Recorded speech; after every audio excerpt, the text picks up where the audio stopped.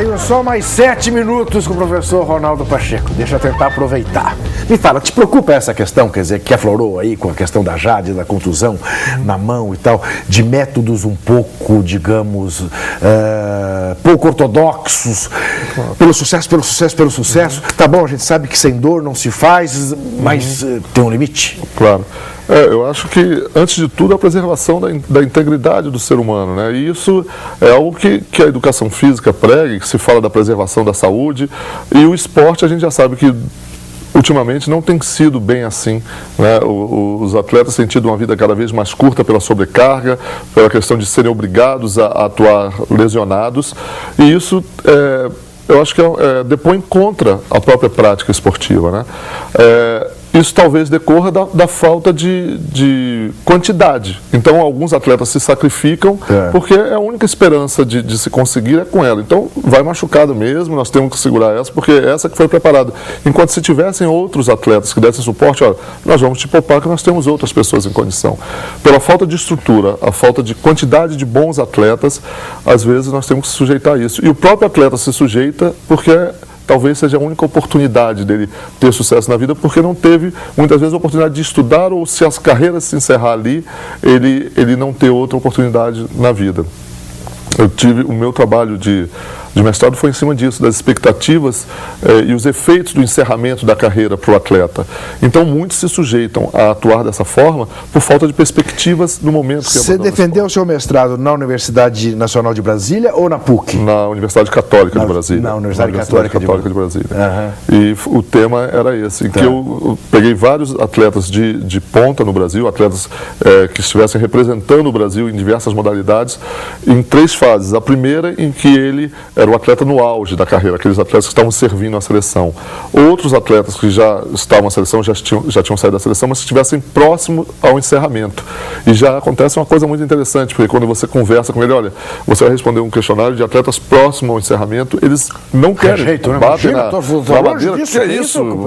Minha carreira vai durar muito tempo. Muita lenha para queimar. E não refletem que pode ser naquele treino, tomara que não seja, mas naquele treino pode ser o último. E atletas que já tinham encerrado e que estavam dentro de um ciclo olímpico ainda, que tinham encerrado até 4 anos.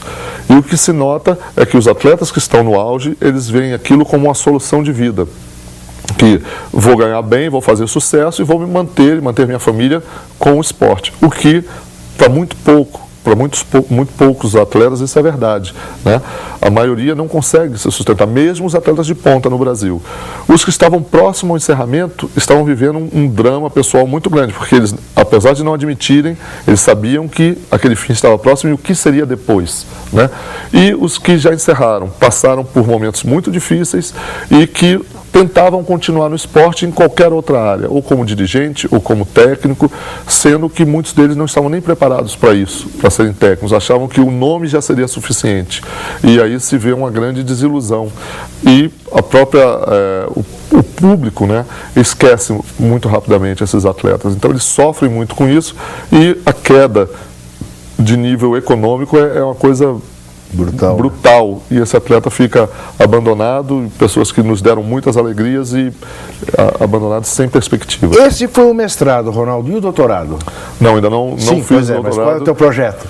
Pois é, eu penso muito nessa questão do doutorado, mas eu fico tão envolvido com aulas, eu dou aula de manhã, de tarde, de noite. Eu imagino. E acho que, em vez da titulação, eu posso contribuir mais com a prática. Legal. Né? Então eu tenho aberto mão dessa questão do doutorado por enquanto. Você chegou a jogar basquete em que nível? Eu joguei basquete até adulto, eu fui contemporâneo do Oscar, joguei com o Oscar em Brasília, quando ele estava em Brasília, com o Pipoca, né? Nós fomos colegas, apesar dele ser mais novo do que eu, mas nós chegamos a jogar, porque era um jogador de muito talento e subiu, foi jogar logo nas categorias de cima. Disputei campeonatos brasileiros, na época era Taça Brasil, né? Mas comecei com a carreira de técnico muito cedo. E aí abandonei a prática, né, para trabalhar como técnico. E tive a oportunidade de trabalhar com atletas que eu tenho muito orgulho de ter iniciado ou pelo menos participado da iniciação deles no esporte, como o Cláudio Brasília, né, o Arthur, né, que são atletas, o Arthur, os dois estão aí atuando, e que me orgulho muito de ter podido contribuir, mesmo que minimamente, para essa. Se você encontrar o Oscar, você pergunta para ele quem foi que ensinou o jump dele. Ele vai te contar quando ele chegou em São Paulo e tal. Eu já estava no fim da minha participação, da minha carreira. Enfim, é um esporte delicioso, é um esporte apaixonante, não pode estar do jeito que está, né? Pode. Isso é uma vergonha para a gente do basquete, ver a forma que o basquete se encontra. A escola que nós temos de basquete. E com jogadores extremamente talentosos.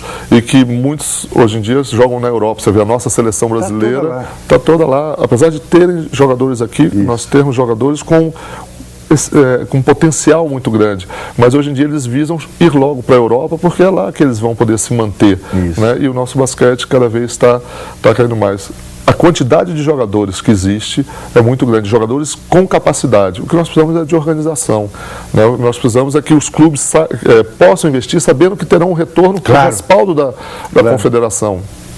E isso, infelizmente, a gente não tem tido nesses últimos tempos. Ronaldo, é mais ou menos praxe aqui, por razões óbvias, a gente saber também por que cores bate o coração do professor Ronaldo Pacheco na paixão pelo futebol.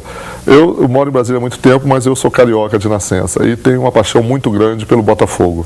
Né? Eu sou um botafoguense fanático e me orgulho muito hoje em dia de ter um presidente como o Bebeto de Freitas, que é uma pessoa séria, que trabalha com planejamento e que levantou o time que estava numa situação... E é curioso que é uma característica de alguns dos nossos mais competentes especialistas esportivos serem botafoguenses, né? O Bernardinho, por exemplo, é botafoguense também. Botafoguense. Professor Ronaldo, muitíssimo obrigado e meus parabéns.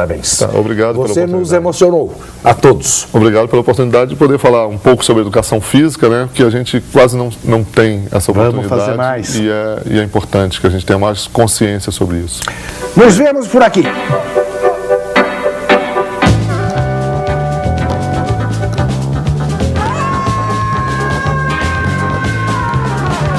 Educadores como Ronaldo Pacheco comovem.